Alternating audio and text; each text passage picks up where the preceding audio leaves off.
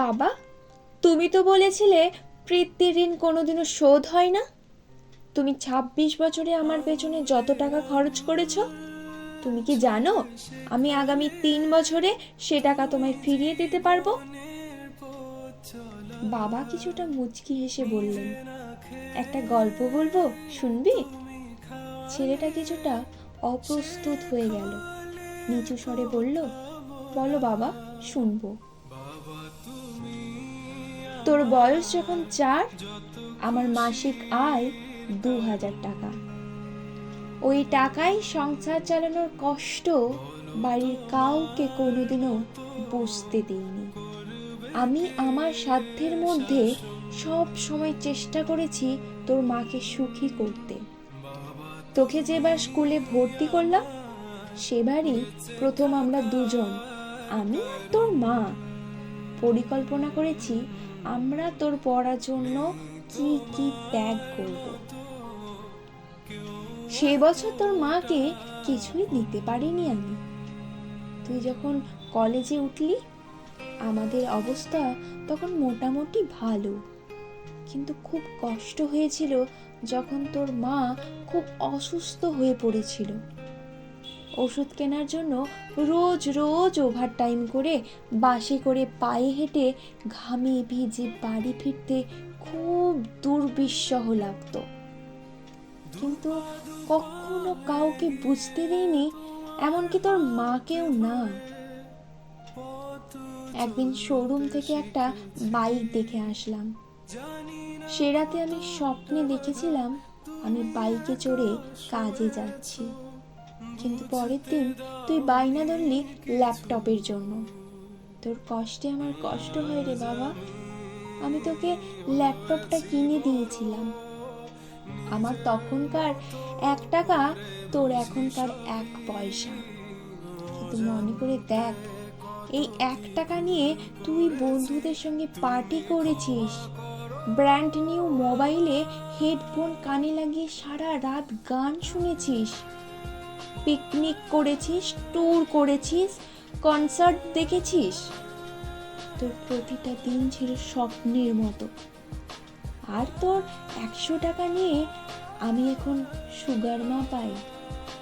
জানিস, আমার মাছ খাওয়া নিষেধ, মাংস খাওয়া নিষেধ। কি করে এত টাকা খরচা করি বল? তোর টাকা নিয়ে তাই আমি কল্পনার হাট বসাই।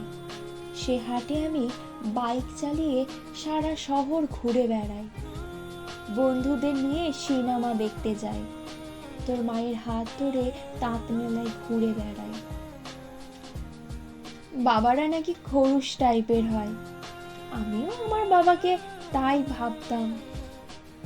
পুরুষ থেকে পিতা হতে আমার কোনো কষ্ট হয়নি, সব কষ্ট তো তোর মা সহ্য করেছে। কিন্তু বিশ্বাস কর, পিতা থেকে একজন দায়িত্বশীল পিতার কষ্ট একজন পিতাই বোঝে। যুগে যুগে সর্বস্থানে মাতৃবন্দনা হলেও পিতৃবন্দনা কোথাও দেখেছিস? পিতৃবন্দনা আমি আশাও করি না। সন্তানের প্রতি ভালোবাসা কোনো পিতাই প্রকাশ করতে পারে না, তবে কোনো পিতা কখনো সন্তানের প্রতি দায়িত্ব পালনে বিচ্যুত হয় না। আমি তোর পেছনে আমার যে কষ্টার্জিত অর্থ ব্যয় করেছি, তা হয়তো তুই তোর এই 3 বছরে শোধ করে দিতে পারবি, কিন্তু যৌবনে দেখা আমার স্বপ্নগুলো, যে স্বপ্নের কাঠামোতে দাঁড়িয়ে তুই আজ তোর ঋণ শোধ করার কথা বলছিস, সেই স্বপ্নগুলো কি আর কোনোদিন বাস্তব রূপ পাবে? আর যদি বলিস, বাবা আমি তোমার টাকার না, তোমার ভালোবাসা তোমায় ফিরিয়ে দেব, তাহলে বলবো, বাবাদের ভালোবাসা কখনো ফিরিয়ে দেওয়া যায় না। তোকে একটা প্রশ্ন করি, ধর তুই, আমি আর তোর খোকা তিনজন একটা নৌকায় বসে আছি। হঠাৎ নৌকাটা ডুবতে শুরু করলো। যে কোনো একজনকে বাঁচাতে পারবি তুই, কাকে বাঁচাবি? থাক, আর উত্তর দিতে হবে না। ছেলেরা বাবা হয়, বাবা কখনো ছেলে হতে পারে না। পৃথিবীতে সবচেয়ে ভারী জিনিস কি জানিস? পিতার কাঁধে পুত্র। আমি শুধু ভগবানের কাছে একটা জিনিস চাই, আমার শেষ যাত্রায় যেন আমি আমার ছেলের কাঁধে চড়ে যাই।